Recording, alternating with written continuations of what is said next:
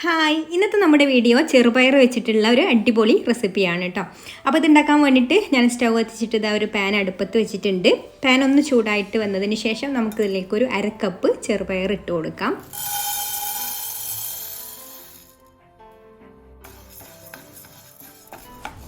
ഇനി ഒരു മീഡിയം ഫ്ലെയിമിൽ വെച്ചിട്ട് നമുക്ക് ഈ ഒരു ചെറുപയർ ഒന്ന് റോസ്റ്റ് ചെയ്തെടുക്കണം. കരിഞ്ഞു പോകരുത് കേട്ടോ, ഹൈ ഫ്ലെയിമിൽ വെച്ചാൽ കരിഞ്ഞു പോകും. അപ്പോൾ ഒരു മീഡിയം ഫ്ലെയിമിൽ ഇട്ടിട്ട് ഇതുപോലെ ഒന്ന് ഇളക്കി കൊടുത്താൽ മതി. കുറച്ച് സമയം ഒന്ന് ഇളക്കി കൊടുക്കുമ്പോൾ ഇതുപോലൊരു ഷെയ്ഡായിട്ട് ഈ ഒരു ഗ്രീൻ കളറിലുള്ള ചെറുപയർ ചെറുതായിട്ടൊരു യെല്ലോ ഷെയ്ഡിലേക്ക് മാറിയിട്ട് വരും കേട്ടോ. അതുപോലെ തന്നെ നല്ലൊരു സ്മെല്ലും വരും. ആ ഒരു ചെറുപയർ വറവായി വന്നതിൻ്റെ ഒരു സ്മെല്ലും വരും. ആ ഒരു സമയത്ത് നമുക്ക് ഫ്ലെയിം ഓഫാക്കാം. എന്നിട്ടിത് മറ്റൊരു ബൗളിലേക്ക് മാറ്റാം. ഈ ചൂടോടുകൂടി തന്നെ നമുക്കിതിലേക്ക് നല്ല ചൂടുള്ള വെള്ളം ഒഴിച്ചു കൊടുക്കാം. ഇത് മുങ്ങാനുള്ള പാകത്തിൽ വെള്ളം ഒഴിച്ചു കൊടുക്കണം കേട്ടോ. അപ്പോൾ ഇത് കുതിർന്ന് കിട്ടാൻ വേണ്ടിയിട്ടാണ് നമ്മളിതിലേക്ക് ചൂടുള്ള വെള്ളം ഒഴിച്ചു കൊടുക്കുന്നത്. വറുത്ത ചെറുപയർ ആയതുകൊണ്ടാണ് കേട്ടോ ചൂടുള്ള വെള്ളം ഒഴിച്ചു കൊടുക്കുന്നത്. അപ്പോൾ ഇനി നമുക്കിത് കുറച്ച് സമയം ഒന്ന് അടച്ചു വെക്കാം. ഒരു 1.5-2 മണിക്കൂർ, 1 മണിക്കൂറൊക്കെ അടച്ചു വെച്ചാൽ ഇത് പെട്ടെന്ന് കുതിർന്ന് കിട്ടും. കുതിർത്ത് വെക്കാതെയും ഇത് വെന്ത് കിട്ടും കേട്ടോ. കുതിർത്ത് വെച്ചാൽ പെട്ടെന്ന് നമുക്കിത് വേവായിട്ട് വരും. അപ്പോൾ അതാ ചെറുപയർ നന്നായിട്ട് കുതിർന്ന് വന്നിട്ടുണ്ട്. ഇനി നമുക്ക് ഇതൊന്ന് കഴുകിയെടുത്തതിന് ശേഷം ഇത് വേവിക്കാൻ വേണ്ടിയിട്ട് ഒരു കുക്കറിലേക്ക് ഇട്ട് കൊടുക്കാം. ഇനി ഇതിലേക്കൊരു 1/4 കപ്പ് ചൗവരി കഴുകിയെടുത്തതും കൂടെ ഇട്ട് കൊടുക്കുന്നുണ്ട്. പിന്നെ ഇതിലേക്ക് 1 കപ്പ് വെള്ളം ഒഴിച്ചു കൊടുത്തിട്ട് നമുക്ക് കുക്കർ അടച്ച് വെച്ചിട്ട് ഇതൊന്ന് വേവിച്ചെടുക്കാം. അപ്പോൾ ഇത് വേവിക്കാൻ ആവശ്യമായിട്ടുള്ള വെള്ളം മാത്രമാണ് കേട്ടോ ഞാനിതിൽ ഒഴിച്ചു കൊടുത്തിട്ടുള്ളത്. അപ്പോൾ നിങ്ങൾ കുതിർക്കാത്ത ചെറുപയറാണെന്നുണ്ടെങ്കിൽ ഇതിൽ കൂടുതൽ വെള്ളം ഒഴിച്ചു കൊടുക്കേണ്ടി വരും. ഇനി നമുക്ക് സ്റ്റൗ ഓൺ ചെയ്തിട്ട് ഇത് ഒന്ന് വെച്ച് കൊടുത്തിട്ട് നമുക്കിതൊന്ന് നന്നായിട്ട് വേവിച്ചെടുക്കാം. നന്നായിട്ട് കുറച്ച് വേവ് കൂടിപ്പോയാലും കുഴപ്പമില്ല കേട്ടോ, വേവ് കുറഞ്ഞു പോകരുത്. ഇനി ഞാനൊരു തേങ്ങ ചിരവിയത് ഇതാ മിക്സിയുടെ ജാറിലേക്ക് ഇട്ട് കൊടുത്തിട്ടുണ്ട്. ഇതിലേക്ക് നമുക്കൊരു 1/2 കപ്പ് വെള്ളം കൂടെ ഒഴിച്ചു കൊടുത്തിട്ട് ജാർ അടിച്ച് വെച്ച് ഒന്ന് അരിച്ചെടുത്തിട്ട് നമുക്കിത് അരിച്ചെടുത്ത് തേങ്ങാപ്പാലെടുക്കാം. അപ്പോൾ ഇത് കുറച്ച് വെള്ളം മാത്രമേ ഉള്ളൂ കേട്ടോ ഇതിൽ ചേർത്ത് കൊടുത്തിട്ട്. കുറച്ച് കട്ടിയുള്ള തേങ്ങാപ്പാലാണ് എടുക്കുന്നത്. പിന്നെ വെള്ളം ചേർത്തിട്ട് നമ്മൾ കട്ടി കുറഞ്ഞിട്ടുള്ള തേങ്ങാപ്പാലും കൂടി എടുക്കുന്നുണ്ട്. പിന്നെ ഒരു 3 ശർക്കര ഒരു പാനിൽ വെച്ചിട്ട് അടുപ്പത്ത് വെച്ചിട്ടുണ്ട്. അതിലേക്കൊരു 1/4 കപ്പും പിന്നെ 1 ടേബിൾ സ്പൂണും കൂടെ വെള്ളം ഒഴിച്ച് കൊടുക്കുന്നുണ്ട്. ശർക്കര കൂടുതൽ വെള്ളത്തിൽ ഉരുക്കിയെടുക്കേണ്ട കേട്ടോ, പിന്നെ നമുക്കത് വറ്റിച്ചെടുക്കേണ്ടി വരും. അപ്പോൾ അല്പം വെള്ളം മാത്രം ഒഴിച്ചു കൊടുത്തിട്ട് ശർക്കര ഒന്ന് നന്നായിട്ട് മെൽറ്റാക്കി എടുക്കാം. അങ്ങനെ ഇതാ നമ്മുടെ ശർക്കര കംപ്ലീറ്റ് ഉരുകി വന്നിട്ടുണ്ട്. ഇനി നമുക്ക് ഫ്ലെയിം ഓഫ് ആക്കിയിട്ട് ഇതൊരു സൈഡിലേക്ക് മാറ്റി വെക്കാം. ഇനി നമ്മുടെ ചെറുപയറും ചൗവരിയും എന്തായി നോക്കാം കേട്ടോ. നന്നായിട്ട് കുക്കായി വന്നിട്ടുണ്ട് ചെറുപയർ. ഇനി നമുക്ക് ഈ ഒരു തവി വെച്ചിട്ട് തന്നെ ഇതുപോലെ പതുക്കെ ഒന്ന് ഉടച്ചു കൊടുക്കണം കേട്ടോ. പിന്നെ വെള്ളമൊന്നും കൂടി പോയിട്ടൊന്നുമില്ല, വെള്ളമൊക്കെ നല്ല കറക്റ്റ് പരുവത്തിൽ തന്നെ നിൽക്കുന്നുണ്ട്. വെള്ളം കുറച്ച് കൂടുതലായാലും കുഴപ്പമൊന്നുമില്ല കേട്ടോ. ഇത് ഉടച്ചെടുക്കുന്ന സമയത്ത് പാകമായിട്ട് വരും. ചെറുപയർ നന്നായിട്ട് ഉടച്ചെടുക്കുക കേട്ടോ, കാരണം ഈ ചെറുപയറിൽ ശർക്കര ഒഴിക്കുമ്പോൾ പിന്നെ അത് ഉടഞ്ഞു കിട്ടില്ല.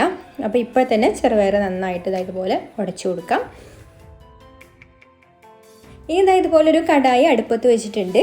അതിലേക്ക് നമുക്ക് 1 ടേബിൾ സ്പൂണ് നെയ്യ് ഒഴിച്ചു കൊടുക്കാം. നെയ്യ് ഫുള്ളായിട്ട് ഇതുപോലെ മെൽറ്റായി വന്നതിന് ശേഷം നമുക്കിതിലേക്കൊരു 1/4 കപ്പ് തേങ്ങാക്കൊത്ത് ഇട്ട് കൊടുത്തിട്ട് ഒന്ന് വറുത്തെടുക്കാം. തേങ്ങാക്കൊത്ത് ഒന്ന് നന്നായിട്ട് ഇതുപോലെ ഒരു ബ്രൗൺ കളർ ആവുന്നത് വരെ ഒന്ന് മൂപ്പിച്ചെടുത്താൽ മതി കേട്ടോ. ഇനി നമുക്കിത് കോരി മാറ്റി വെക്കാം. പിന്നെ നിങ്ങൾക്കൊരു വീഡിയോ കണ്ടിട്ട് ഇഷ്ടമായിട്ടുണ്ടെങ്കിൽ ഒന്ന് ലൈക്ക് ചെയ്യാൻ മറക്കരുത്. ഇഷ്ടപ്പെട്ടില്ലെങ്കിൽ ഡിസ്ലൈക്കും ചെയ്യാം. അതുപോലെ തന്നെ നിങ്ങളുടെ അഭിപ്രായങ്ങളൊക്കെ താഴെ കമൻറ്റ് ചെയ്യാം. പിന്നെ ഈ ചാനൽ സബ്സ്ക്രൈബ് ചെയ്യാതെ കാണുന്ന കൂട്ടുകാർ ഒന്ന് സബ്സ്ക്രൈബും കൂടെ ചെയ്തിട്ട് സപ്പോർട്ട് ചെയ്യണേ.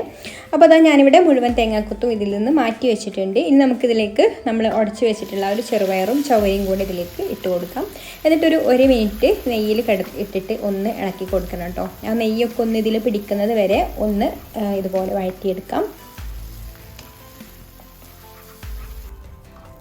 ഇനി നമുക്കിതിലേക്ക് ഉരുക്കി വെച്ചിട്ടുള്ള ശർക്കരപ്പാനി ഒന്ന് അരിച്ചിട്ട് ഒഴിച്ചു കൊടുക്കണം കേട്ടോ. ശർക്കരയിൽ കല്ലും അതുപോലെ തന്നെ ചെറിയ മണൽത്തരികളൊക്കെ ഉണ്ടാവും. അപ്പോൾ അതൊക്കെ പോകാൻ വേണ്ടിയിട്ടാണ് നമ്മൾ അരിച്ചിട്ട് ഒഴിച്ചു കൊടുക്കുന്നത്. എന്നിട്ട് നന്നായിട്ട് ഇതൊന്ന് മിക്സ് ചെയ്ത് കൊടുക്കാം. മിക്സ് ചെയ്ത് കൊടുത്തിട്ട് ഇതൊന്ന് വറ്റിച്ചെടുക്കണം കേട്ടോ. ഈ ഒരു ശർക്കരപ്പാനി വറ്റിച്ചെടുക്കണം. അപ്പോൾ നമുക്ക് ഹൈ ഫ്ലെയിമിൽ ഇട്ടിട്ട് തന്നെ ഇതുപോലെ മിക്സ് ചെയ്ത് കൊടുക്കാം. ശർക്കരപ്പാനി നമ്മൾ കുറച്ച് വെള്ളത്തിൽ ഉണ്ടാക്കുകയാണെന്നുണ്ടെങ്കിൽ ഒരുപാടൊന്നും വറ്റിച്ചെടുക്കേണ്ടി വരില്ല. അപ്പോൾ ഇത് ഏകദേശം നല്ല തിക്കായിട്ട് തന്നെ വന്നിട്ടുണ്ട്. ഇനി നമുക്കിതിലേക്ക് തേങ്ങയുടെ 2ാം പാൽ ഒഴിച്ചു കൊടുക്കാം. ഇനി നമുക്കിത് നന്നായിട്ടൊന്ന് മിക്സ് ചെയ്ത് കൊടുത്തിട്ട് ഹൈ ഫ്ലെയിമിൽ വെച്ചിട്ട് തന്നെ തിളപ്പിച്ചിട്ടൊന്ന് വറ്റിച്ചെടുക്കാം. അപ്പോൾ അത് ഏകദേശം നന്നായിട്ട് തന്നെ ഒന്ന് തിക്കായി വന്നിട്ടുണ്ട് കേട്ടോ. അപ്പോൾ നമ്മൾ എത്രയാണോ ഒന്നാം പാലുള്ളത് അതിനനുസരിച്ചിട്ട് വറ്റിച്ചെടുത്താൽ മതി. ഇനി ഇതിലേക്ക് നമുക്ക് ഒന്നാം പാൽ ഒഴിച്ചു കൊടുത്തിട്ട് ഈ ഒരു സമയത്ത് ലോ ഫ്ലെയിമിലാണ് കേട്ടോ വെച്ചിട്ടുള്ളത്, അല്ലെങ്കിൽ പെട്ടെന്ന് തിളച്ച് തേങ്ങാപ്പാൽ പിരിഞ്ഞു പോകും. അപ്പോൾ ഫസ്റ്റ് ഉള്ള ആ ഒരു കട്ടിയുള്ള തേങ്ങാപ്പാൽ ഒഴിച്ച് കഴിഞ്ഞാൽ പിന്നെ തിളക്കാൻ പാടില്ല കേട്ടോ, ഒന്ന് ചൂടായി വന്നാൽ മാത്രം മതി. അപ്പോൾ ഇതുപോലെ ഒന്നാം പാൽ ഒഴിച്ച് കൊടുത്തിട്ട് നന്നായിട്ടൊന്ന് മിക്സ് ചെയ്ത് കൊടുത്ത് ഒന്ന് ചൂടായി വന്നാൽ നമുക്ക് ഫ്ലെയിം ഓഫാക്കാം. അപ്പോൾ ഇത്രയും മതി കേട്ടോ, നമ്മുടെ പായസം ഇവിടെ റെഡി ആയിട്ടുണ്ട്. ഇനി നമുക്കിതിലേക്കൊരു 1/4 ടീസ്പൂണ് ഏലക്കാപ്പൊടി ചേർത്ത് കൊടുക്കാം. പിന്നെ ഒരു നുള്ള് ചുക്കുപൊടി ചേർത്ത് കൊടുക്കുന്നുണ്ട്. അതുപോലെ തന്നെ ഒരു നുള്ള് ചെറിയ ജീരകം വറുത്ത് പൊടിച്ചതും കൂടെ ചേർത്ത് കൊടുക്കുന്നുണ്ട്. ഇതൊന്നും കൂടുതലാവരുത് കേട്ടോ, എല്ലാം കുറേശ്ശെ ചേർത്ത് കൊടുത്താൽ മതി, നല്ലൊരു ഫ്ലേവറിന് വേണ്ടിയിട്ട് മാത്രം. ഇനി നന്നായിട്ടൊന്ന് മിക്സ് ചെയ്ത് കൊടുക്കാം. അപ്പോൾ പായസത്തിന് നല്ലൊരു സ്മെല്ലൊക്കെ വരുന്നുണ്ട് കേട്ടോ. ആ ചെറുപയർ, വറുത്ത ചെറുപയറായതുകൊണ്ട് ചെറുപയറിൻ്റെ ഒരു പച്ച ടേസ്റ്റ് ഉണ്ടല്ലോ, ആ ഒരു പച്ച ചൊവ ഉണ്ടാവില്ല. അപ്പോൾ നമ്മൾ ഇതുപോലെ പായസം വെക്കുകയാണെന്നുണ്ടെങ്കിൽ ചെറുപയറാണെന്നുണ്ടെങ്കിലും നമ്മൾ നന്നായിട്ടൊന്ന് റോസ്റ്റ് ചെയ്തെടുത്തിട്ട് വെക്കുക കേട്ടോ, അപ്പോഴായിരിക്കും കൂടുതൽ ടേസ്റ്റ് കിട്ടുക. അപ്പോൾ ഇത്രയേ ഉള്ളൂ, നമ്മുടെ ചെറുപയർ പായസം ഇവിടെ റെഡി ആയിട്ടുണ്ട്. ഇനി നമുക്കിതിൻ്റെ മുകളിൽ ലാസ്റ്റായിട്ട് നമ്മൾ തേങ്ങാക്കൊത്ത് നേരത്തെ വറുത്ത് മാറ്റി വെച്ചിട്ടുണ്ടല്ലോ, അതും കൂടെ ഇട്ട് കൊടുക്കാം. അപ്പോൾ നമ്മുടെ ചെറുപയർ പായസം ഇവിടെ റെഡി ആയിട്ടുണ്ട്. അപ്പോൾ എല്ലാവർക്കും ഈ റെസിപ്പി ഇഷ്ടമായിട്ടുണ്ടാകുമെന്ന് വിചാരിക്കുന്നു. പിന്നെ മറ്റൊരു നല്ല റെസിപ്പിയുമായിട്ട് അടുത്ത വീഡിയോയിൽ കാണാം. താങ്ക്